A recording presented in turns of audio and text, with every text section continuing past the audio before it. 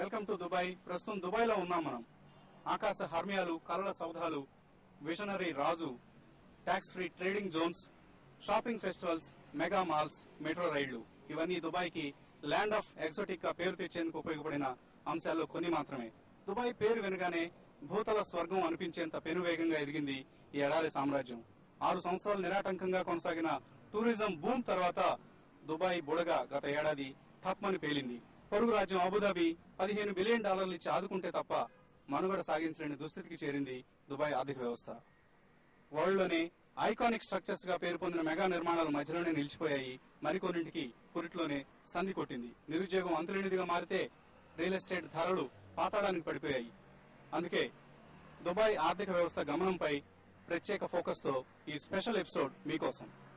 మిగతా అరబ్ దేశాల మాదిరిగానే దుబాయ్ ఆర్థిక వ్యవస్థ కూడా చమురు క్షేత్రాలపైనే ఆధారపడి ప్రారంభమైనప్పటికీ గత 4 దశాబ్దాల్లో tourism, real estate, financial services రంగాలు ఈ ఎమిరేట్స్ నగర అభివృద్దిలో కీలక పాత్ర పోషించాయి. టూరిజం ద్వారా సమకూరిన ఆదాయాన్ని అద్భుత కట్టడాల నిర్మాణానికి వెచ్చించడం ద్వారా దుబాయ్ ప్రపంచ దేశాల దృష్టిని ఆకట్టుకోగలిగింది. ప్రపంచంలోనే అతిపెద్ద కట్టడాల నిర్మాణం, క్రీడల నిర్వహణ తదితర చర్యలతో రియల్ ఎస్టేట్ పెట్టుబడులను ఆకర్షించగలిగింది. దీంతో 2005-2008 మధ్య కాలంలో దుబాయ్ లో రియల్ ఎస్టేట్ వ్యాపారం భారీగా విస్తరించింది. స్థిరాస్తి ధరలు రెట్టింపయ్యాయి. అయితే 2008లో తలెత్తిన ప్రపంచ ఆర్థిక సంక్షోభం, ప్రత్యేకించి లెమన్ బ్రదర్స్ పతనం కారణంగా రియల్ ఎస్టేట్ ధరలు ఒక్కసారిగా కుప్పకూలాయి. ఇప్పుడు మనం దుబాయ్ లోని విలాసవంతమైన ప్రాంతాల్లో ఒకటైన బార్ దుబాయ్ లో ఉన్నాం. ఎతిసలాత్, ఛాంబర్ ఆఫ్ కామర్స్, హెచ్ఎస్బీసీ వంటి అనేక కార్పొరేట్ సంస్థలకు చిరునామాగా ఉండడంతో పాటు అత్యంత విలాసవంతమైన రెసిడెన్షియల్ సముదాయాలను కూడా ఇక్కడ మనం చూడొచ్చు. రియల్ ఎస్టేట్ ధరల పరంగా చూస్తే డేరా వంటి కమర్షియల్ ప్రాంతం, జుమేరా వంటి పోస్ట్ లొకాలిటీస్ తో పోలిస్తే ధరలు మధ్యస్థంగా ఉంటాయి. ఇక్కడ ఇటీవల దుబాయ్ లో కొప్పుకొలిన రియల్ ఎస్టేట్ ధరల పతనం ప్రభావం ఈ ప్రాంతంపై కూడా పడింది. దుబాయ్ లో చేపట్టిన భారీ కట్టడాలకు ఆర్థిక సాయం అందించిన లెమన్ బ్రదర్స్ దివాళా తీయడంతో పలు నిర్మాణాలు మధ్యలోనే నిలిచిపోయాయి.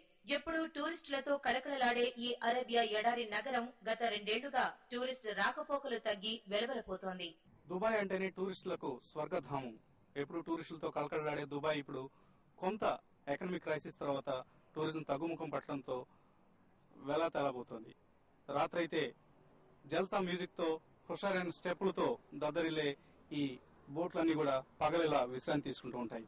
ఒకప్పుడు ట్రాఫిక్ జామ్లతో సతమతమైన 8 లేన్ల విశాలమైన రోడ్లు పీక్ అవర్స్ లో కూడా ఇప్పుడు ఖాళీగా దర్శనమిస్తున్నాయి. కోటి ఆశలతో నిర్మించిన జబల్ అలీ, బుర్జ్ అల్ అరబ్, పామ్ జుమేరా వంటి అద్భుత హార్మ్యాలు ఆశించిన గిరాకీ లేక చిన్నబోతున్నాయి. ప్రపంచంలోనే అత్యంత ఎత్తైన వాణిజ్య సముదాయం బుర్జ్ దుబాయ్ ఇప్పుడు అబుదాబి వశమయ్యి బుర్జ్ ఖలీఫాగా పేరు మార్చుకుంది. ఇప్పుడు మనం ప్రపంచంలోనే అత్యంత విలాసవంతమైన బుర్జ్ అల్ అరబ్ ఈ హోటల్ ముందున్నాం. ఒక నావ తెరచాప ఆకారంలో నిర్మించిన ఈ 7 స్టార్ హోటల్ అరబ్బుల ఇంజనీరింగ్ నైపుణ్యానికి ఒక మచ్చు తణుకుగా చెప్పుకోవచ్చు.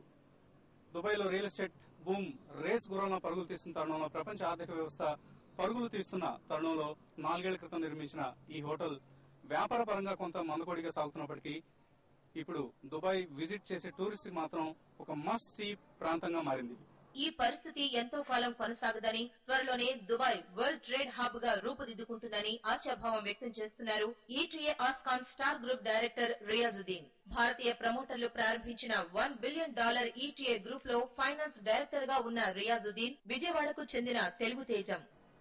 అంటే లేటెస్ట్ ఇండికేషన్స్ బట్టి already the worst is over and Dubai has already for last 1 year itself has on the path of recovery. మిగతా అన్ని సెక్టర్స్ లోనూ మంచి పురోగతి ఉంది.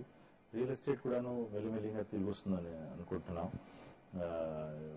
But all other sectors of business అవి టూరిజం చాలా బాగుంది, ఇంటర్నేషనల్ ట్రేడ్ చాలా బాగుంది, అండ్ దెన్ మీకు సర్వీసెస్ అన్ని చాలా వరకు బాగా ముందుకెళ్తున్నాయి. And Abu Dhabi of course has been doing very well. మిగతా ఎమిరేట్స్ కూడా బాగా చేస్తున్నాయి.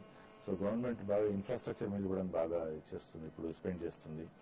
So as for the economy, Dubai economy is concern definitely ఈ సంవత్సరం 5% అని చెప్పి ఇండికేషన్స్ ఉన్నాయి గ్రోత్. అండ్ ముందు ముందు ఇంకా పెరుగుతుంది. అంటే యుఏఈ చాలా చిన్న కంట్రీ అండి బేసికలీ. సో మీకు ముందు చెప్పినట్టు ఆంధ్రప్రదేశ్ లో ఒక డిస్ట్రిక్ట్ సైజ్ ఇది. బట్ దీని మీద attention all over the world ఉంది. మీకు ఎక్కడ వెళ్ళినా కూడా దుబాయ్ అనగానే ఇమీడియట్ రికగ్నిషన్ ఉంటుంది. సో ప్లస్ ఈ చుట్టుపక్కల దేశాల్లో మిడిల్ ఈస్ట్ లో నైబరింగ్ కంట్రీస్ లో ఉన్న వాతావరణం పరిస్థితుల మూలాన అందరూ దుబాయ్ని ప్రిఫర్ చేసి ఇక్కడ ఒక ఇల్లు కట్టాలో లేకపోతే ఇక్కడ ఒక ఫ్లాట్ ఉంటే మంచిదనో లేకపోతే ఇక్కడ ఇన్వెస్ట్ చేస్తే బాగుంటుందని చెప్పి చాలా మంది ఇక్కడ వచ్చి ఇన్వెస్ట్ చేసేసారు. బట్ మళ్ళీ again because of world recession and so many other factors for which UAE cannot avoid వాళ్ళు డిఫరెంట్ డెసిషన్స్ తీసుకుని ఉండొచ్చు. ఫైనాన్షియల్లీ క్యాష్ ఫ్లో ఇంకో వైపు వెళ్ళి ఉండొచ్చు ఫ్రమ్ వెదర్ దాన్ యూఏఈ వైపు. సో ఇన్వెస్ట్మెంట్స్ కాస్త తగ్గినాయి. ఎవరైతే ఇన్వెస్ట్ చేశారో ముందు maybe they are not able to further meet their commitments. So ఇలాంటి కొన్ని కారణాల మూలాన maybe we have reached a situation కాస్త సప్లై ఎక్కువ డిమాండ్ తక్కువ ఉన్న సిచ్యువేషన్కి వచ్చామేమో. బట్ మిగతా సెక్టర్స్ లో డెఫినెట్లీ ఇప్పుడు ఎస్పెషలీ లాస్ట్ 3-4 months లో మీరు నైబర్హుడ్ కంట్రీస్ లో చూసిన సిచ్యువేషన్స్ మీరు చూస్తే UAE is the only country by God's grace which is very stable now. So which again is attracting lot of people, lot of business from UAE. ఇక్కడ నుంచి మిగతా దేశాలతో వ్యాపారం చేస్తున్నా కూడాను వయా దుబాయ్ చేస్తారు చాలా మంది. సో దాంతో UAE is definitely looking up again and it's a very friendly environment. ఇక్కడ పీపుల్ చాలా cooperative people. Government is extremely dynamic. Local government కానీ లీడర్స్ కానీ వాడికి చాలా విజన్ ఉంది. ప్లస్ అడ్జస్ట్ అవుతారు పరిస్థితులు బట్టి. ఫ్లెక్సిబుల్ గా ఉంటుంది. రూల్స్ అండ్ రెగ్యులేషన్స్ పరిస్థితులు బట్టి మారుతుంటారు. ప్లస్ వాళ్ళు చాలా వరకు బిజినెస్ ఓరియంటెడ్ పీపుల్. సో దీని మూలాన మేము definitely we are looking for Dubai a very bright future. Will be back to Dubai, will be back UAE in general also will be back to the pre-2008 financial scenario very soon. Mainly అది తెలిసినంత వరకు real estate కి సంబంధించిన investments అవి కూడాను మిగతా చోట్లయితే ఆలస్యం చేసేవాళ్ళేమో, కానీ ఇక్కడ వీళ్ళ పాలసీస్ బట్టి ట్రాన్స్పరెంట్ గా ఉండి దానికి డిస్కస్ చేసి ఫేజ్ అవుట్ చేసి చేస్తున్నారు. సో ప్లస్ ఓవరాల్ ఎకానమీ కూడా వీళ్ళు దృష్టిలో పెట్టుకుని చేస్తున్నారు కనుక షార్ట్ టర్మ్ డెసిషన్స్ తీసుకోవట్లేదు. అందరినీ కలుసుకొని అందరినీ బ్యాంక్స్ తో కానీ అందరితో కూడా మాట్లాడి ఒక ఫేజ్ మేనర్ చేస్తున్నారు. ఏవైతే ఎప్పుడు కమిట్మెంట్స్ ఇస్తున్నారో వాళ్ళని మీట్ అవుతున్నారు. దాని మీద మళ్ళీ అగైన్ గవర్నమెంట్ మీద కాన్ఫిడెన్స్ వస్తుంది. లేకపోతే మామూలుగా ఉన్న ఇమేజ్ బట్టి ఏమి తెలియకుండా కూడా చేసేస్తే కూడాను ఎవరికి తెలిసేది కూడా కాదు. బట్ ఇది అందరూ చాలా ట్రాన్స్పరెంట్ గా చాలా అందరికి తెలిసినట్టు అందరినీ ఇన్వాల్వ్ చేసి దాపరికం లేకుండా అందరినీ ఇన్వాల్వ్ చేసి ఒక ఓవరాల్ గా అందరికీ అగ్రీ అయ్యే డిసిషన్స్ తీసుకుంటున్నారు.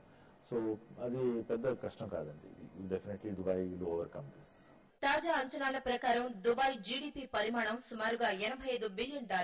ఇందులో 4వ వంతు రియల్ ఎస్టేట్ రంగం నుంచి వస్తోంది. తర్వాతి స్థానం ట్రేడ్ అంటే వాణిజ్యానిదే. దుబాయ్ కి అతిపెద్ద ట్రేడ్ పార్ట్నర్ ఇండియా. దుబాయ్ ఆర్థిక భవితవ్యంపై ఇక్కడి ఇండియన్స్ ఏమంటున్నారో ఒక చిన్న బ్రేక్ తర్వాత చూద్దాం.